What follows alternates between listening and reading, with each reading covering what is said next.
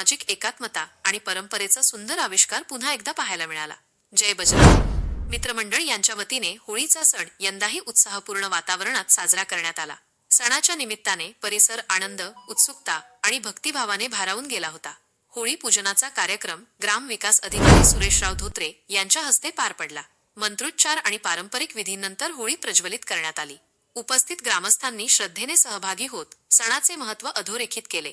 या सोहळ्यात मंडळाचे अध्यक्ष भगवान माने यांच्या नेतृत्वाखाली गावातील अनेक कार्यकर्ते आणि नागरिक सहभागी झाले.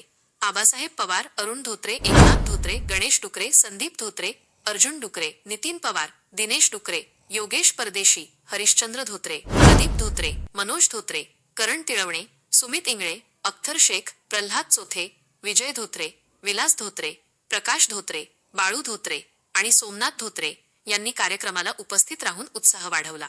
होळी हा केवळ रंगोत्सव नाही, तो सकारात्मकतेचा, सद्भावनेचा आणि समाजातील ऐक्य दृढ करणारा सण आहे. परंपरा जपत, सुरक्षिततेची आणि पर्यावरणाची काळजी घेत सण साजरा करण्याचे आवाहन यावेळी करण्यात आले. जय बजरंग.